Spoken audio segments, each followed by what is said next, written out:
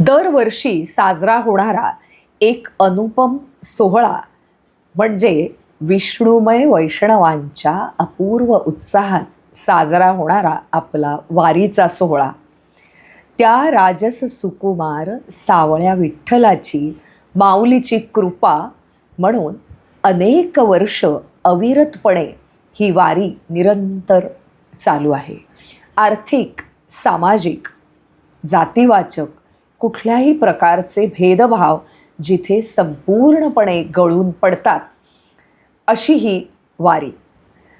ही वारी केवळ वारकऱ्यालाच नाही तर प्रत्येक जीवाला जे विठ्ठलाशी माऊलींशी जोडलेले आहेत त्या जीवाला एक निस्सीम आनंद देऊन जाते.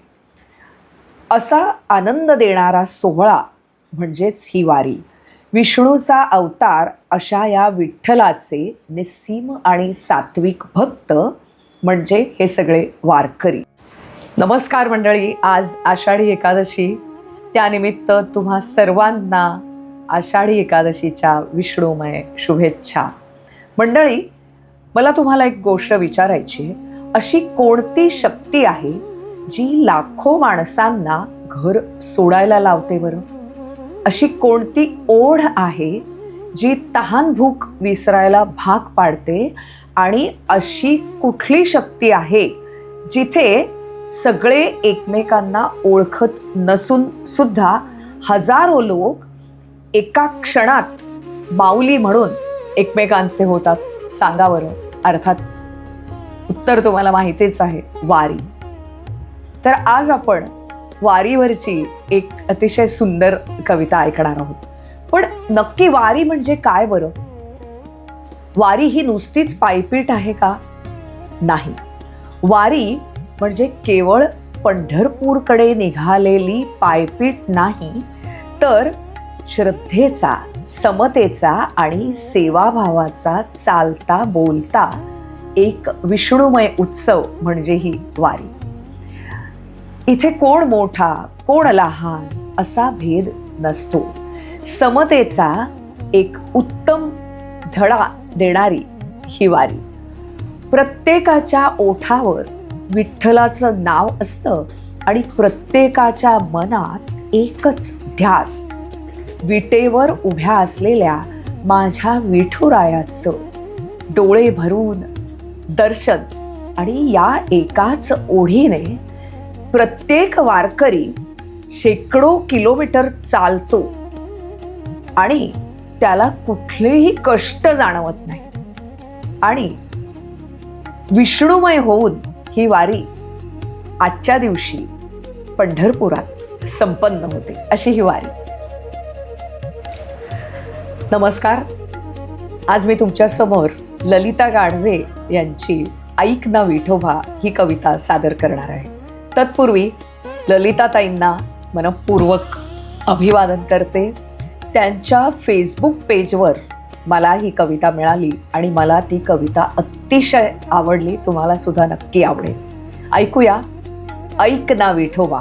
ही कविता म्हणजे एका संसारी गृहिणीचा आणि माऊलींचा अतिशय सुंदर असा संवाद. ऐक ना विठोबा. ऐक ना विठोबा, तुझ्या पंढरीला येईन म्हणते, तुला डोळा भरून पाहीन म्हणते. पण कसलं काय, वारी आणि पंढरी इथूनच करते मी हरिहरी.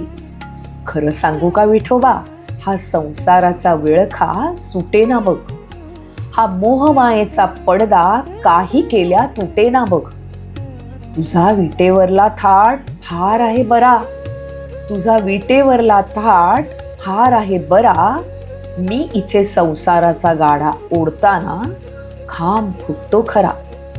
हो, पण तुझा अभंग मात्र सकाळी सकाळी न चुकता म्हणते. इथूनच तुला हात जोडून सुख दुःख सांगते. घराबाहेर पडायचं म्हणते पण मन पडू देईना. घराबाहेर पडायचं म्हणते पण मन पडू देईना. संसाराची चौकट पाऊल बाहेर काढू देईना. ही झाडं, वेली, पानं, फुलं तुझंच तर रूप आहे.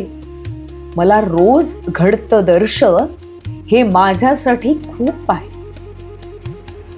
तुझा नाद दुमदुमत असतो ही दारं खिडक्या भिंती विटातून, तूच तर दिसतो मला मडक्या गाडग्यात भाकरीतून. चिडवतो दुरून दुरून अन हसतोस न मला, चिडवतो दुरून दुरून अन हसतोस न मला, खरं सांग विठ्ठला ही तुझीच ना रे सारी कला. माझ्या विठाईला भेटून कडकडून मिठी घाली, माझ्या विठाईला भेटून कडकडून मिठी घाली, संसाराचं हितगुज तिच्या कानी जाऊन सांगे. चंद्रभागेच्या पाण्यात पाय धुवून सारं पाप धुईन म्हणते, चंद्रभागेच्या पाण्यात पाय धुवून सारं पाप धुईन म्हणते, डोळे मिटून तुला काळजातून हाक देईन म्हणते. पण माझी पंढरी चूल मूल या चक्रात अडकली खरी, पण माझी पंढरी चूल मूल या चक्रात अडकली खरी, जमलं तर तूच मार एखादी चक्कर माझ्या घरी. असं वाटतं की तू कमरेवर हात ठेवून नुसता बघत असतोस, असं वाटतं की तू कमरेवर हात ठेवून नुसता बघत असतोस. पण खरं सांगू का विठ्ठला, तू प्रत्येक वारकऱ्यांच्या हृदयात जगत असतोस. म्हणूनच म्हणते विठोबा रागावू नकोस हा माझ्यावर, म्हणूनच म्हणते विठोबा रागावू नकोस हा माझ्यावर. तुझी पंढरी आणलीये मी माझ्याच या उंबरठ्यावर. जेव्हा कधी सवड मिळेल तेव्हा पळत येईन तुझ्या दारी, जेव्हा कधी सवड मिळेल तेव्हा पळत येईन तुझ्या दारी. तोवर इथेच राहून सांभाळ माझी संसाराची छोटीशी पंढरी. जेव्हा कधी सवड मिळेल तेव्हा पळत येईन तुझ्या दारी, तोवर इथेच राहून सांभाळ माझी संसाराची छोटीशी पंढरी. इतक्या प्रेमानं आणि हक्कानं माऊलींना घातलेली ही साद नक्कीच माऊलींपर्यंत पोचली असणार, यात काहीच शंका नाही. या गृहिणीची ही निस्सीम भक्ती आणि विठ्ठलावरचं प्रेम या कवितेत ओतप्रोत भरलेलं आहे. पुन्हा एकदा विठू माऊलींना मनापासून नमस्कार करून आपण या भागाची सांगता करूया. रामकृष्ण हरी.